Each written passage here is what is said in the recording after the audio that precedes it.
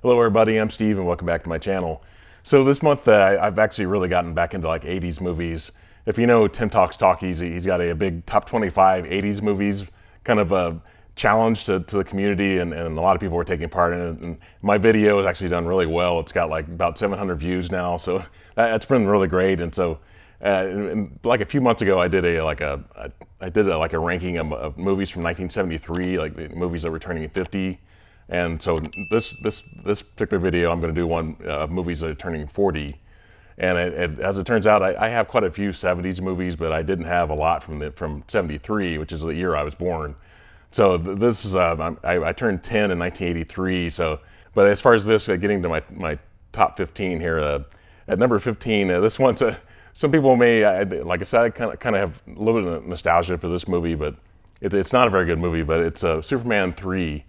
If you know, Christopher Reeve and Richard Pryor, are in this, and it's weird at watching this now. It's like I can't believe I really like that movie necessarily, but but it's Superman. I really like Christopher Reeve. I thought he was really great in that role, and Richard Pryor is a legend as well. So it's kind of strange how what Office Space, they kind of used the idea that was from Superman 3 years later. So you'd have to see both of those movies to see what I'm talking about. But so I've got that at 15.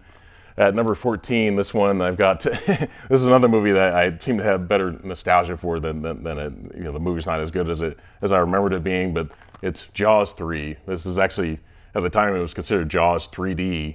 So that was a big deal in 1983 to have wear the 3D glasses in the theater, and I love the cast in this. It's got Dennis Quaid in it, Louis Gossett Jr. and it's got a good cast. It's got some parts that are kind of comical, and if you watch it in 2D, it's even more comical. If you remember the end of the movie, that scene, it looks hilarious to watch that in 2D, but if you saw it in 3D.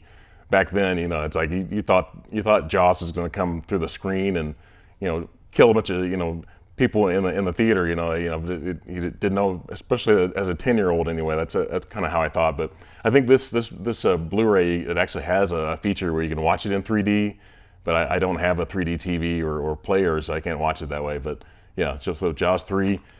So at number 13, I have someone told me just recently this movie's out of print on Blu-ray, but it's Never Seen Ever Again. I remember this. At that time I had seen I think 3 movies with Roger Moore playing the James Bond role, and then I saw Sean Connery. All of a sudden, I thought, who is this guy? I'd never seen him before, and I remember some adults sitting behind me, talking about it and saying, that they were really excited that Sean Connery was back playing the role. This was basically it's technically a remake of Thunderball. But I guess it's more faithful to the book, because at the time, Cubby Broccoli, the producer of the James Bond movies, was threatening to sue the filmmakers unless they kept it close. If it resembled the movie Thunderball at all, he was gonna sue them. So I think they stuck closer to the book, Ian Fleming's original book. I've never read the book, so I don't know that for sure. But at the time, there was I guess a lot of tension on the other Bond. There's another Bond movie that I have actually coming up next, and I guess during the filming of that movie, people were really nervous because Sean Connery is such a big deal, and I think I've told people before, I think there's a big deal about a James Bond actor doing 7 James Bond movies. I think there's that 007. I think that's. Let me know in the comments if you agree with that. I've read that where that's kind of a big deal. If you have an actor that can play any role. I think Judi Dench technically played her role like 7 times, and even though her picture was shown like the next movie after Skyfall, but technically she did 7 Bond movies, I believe.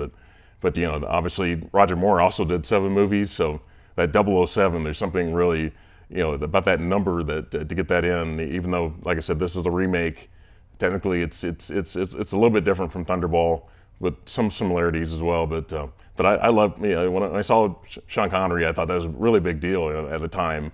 And and going back later, watching the movies from the '60s and watching Diamonds Are Forever from '71, all of a sudden he became my favorite Bond. You know, even though Roger Moore was the Bond that I grew up with.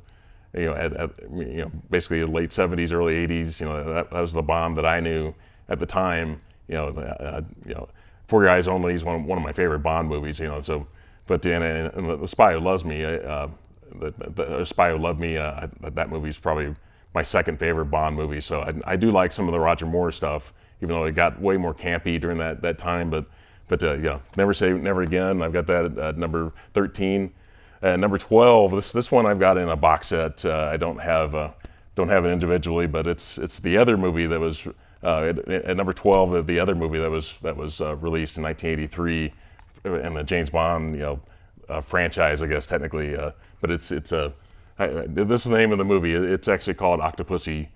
So that was the name. That's the kind of stuff they got away with, I guess, in the 80s to say that. But 1983. This one, you know. I like that movie a lot. It's a like I said, I grew up with Roger Moore. Even though later on like I said I learned to really love the Sean Connery movies. Even though Never Seen Them Again being a remake, I had to put Roger Moore's movie ahead of it. So, they're right next to each other. But I liked the Roger Moore movie from '83. I like that movie just maybe slightly more, just because it is an actual Bond movie, and because Never Seen Them Ever Again, they had to cut so many corners, and it doesn't totally seem like Bond, even though Sean Connery's definitely kind of pulls it all together. And Barbara Carrera, she's really great in the movie. So yeah, but I was told that Never Seen Them Ever Again is out of print now, so that's pretty significant that I have that on Blu-ray. So at number 11, I have The Outsiders, and I really need to upgrade this to Blu-ray, but it's Francis Ford Coppola. Look at this cast. You've got so many stars in here, so many feature stars. You've got Ralph Macchio. You got Tom Cruise. You've got all these big time Patrick Swayze. Like just this whole cast. Most of these guys became big time stars. Afterwards. So yeah, they've got the Outsiders at number 11. Number 10. This I'm actually a huge fan of this comedy troupe, and this movie's not one of my favorites from them necessarily, but I've got Monty Python's The Meaning of Life. That restaurant scene alone, I think, makes this movie so memorable. The guy that eats one too many, and chaos happens in the restaurant. But yeah, definitely huge fan of Holy Grail, Monty Python's Holy Grail.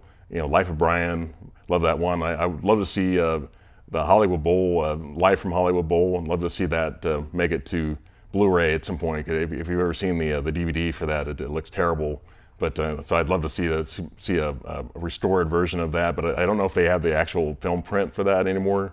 But it's amazing to watch the Hollywood Bowl that long ago. Whatever it was, 43 years ago. Amazing to watch that. But I like The Meaning of Life. This is the last official Monty Python movie. So love this comedy troupe. At number 9, I've got one from David Cronenberg. It's Videodrome. This movie actually grows on me every time I watch it. I kind of liked it the first time I saw it, and really loved it the second time I saw it, and really enjoy watching, listening to the commentary during this movie. But it's definitely a weird movie. James Woods is great in this. It has Debbie Harry from Blondie in it. But yeah, like I said, this movie grows on me every time I watch it, though. So at number 8, I've got Risky Business. This Tom Cruise. This is one of his kind of big breakout roles. Even though he had done, I think he did Taps or something before this. Or I know Sean Penn was in that movie, but yeah, Risky Business definitely. If you've seen Mission Impossible 7 or Dead Reckoning Part 1, Tom Cruise is like a big time star. He's a producer. He does a lot of his own stunts now. Like he's about almost 60 years old. Amazing what he's still doing at his age.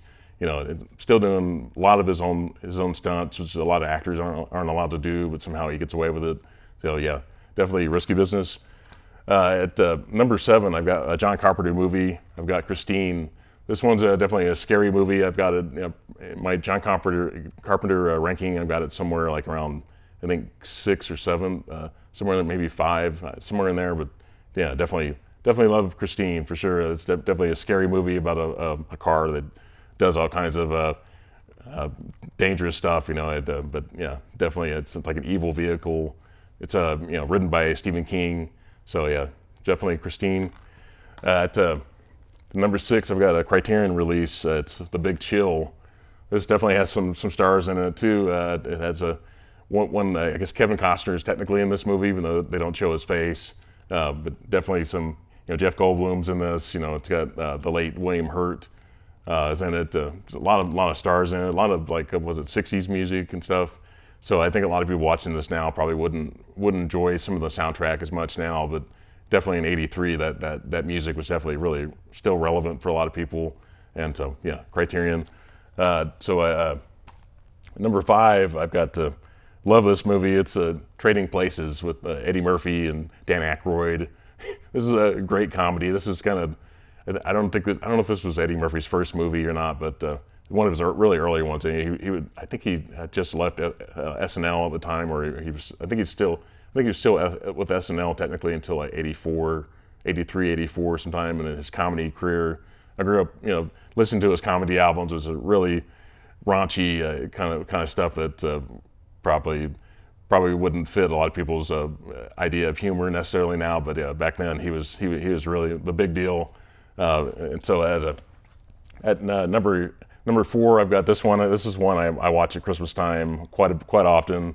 It's A Christmas Story. It's got Ralphie. This is one of my favorites.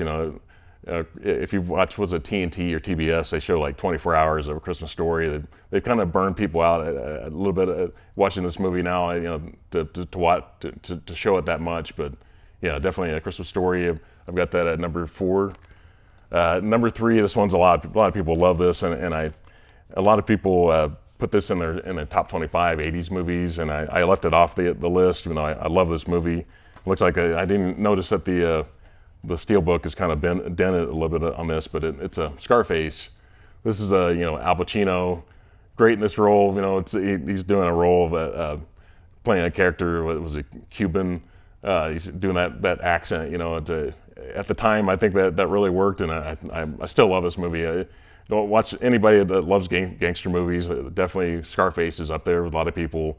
So like I said, I left it out of my top 25, but I've noticed a lot of people, the videos I've watched from their top 25 '80s movies, and they're putting Scarface on it. So yeah, I understand it's a great movie, but I left it off my list though. But so now we're down to my top 2. These two actually did make my top 25 '80s movies, but this one actually was like number 25. But I've got National Lampoon's Vacation.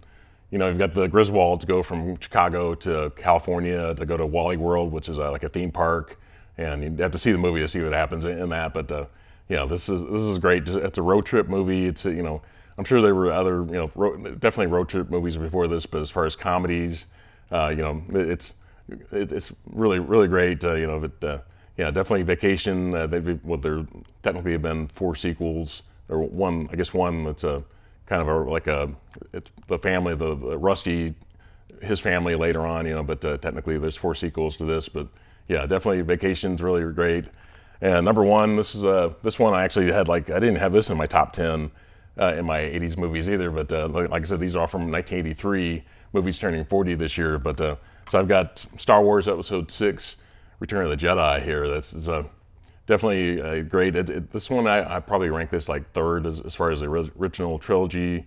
It's number 3 in the original trilogy, but as far as I put Empire as my number 1, and the original Star Wars as number 2, and this one would be number 3. But this is definitely the end of that original trilogy. It's a lot of great stuff happens in this too. So yeah, but I had to put this number 1 just because I think I had this like number 11 on my top 25. But so I had to stick to 1983. So I've got this at number 1. Please, like I said, leave in the comments. Let me know if you really love these movies. Do you have any of these in your top 25 '80s movies? Let me know, because I think I've watched a lot of videos, and I haven't really seen a lot of these in there. So I'm sure. I think The Big Chill's been in some of those. So Scarface definitely been in a lot of them. So, but yeah, definitely. Please consider subscribing. Please put a thumbs up on the video. And have a great night. Thank you.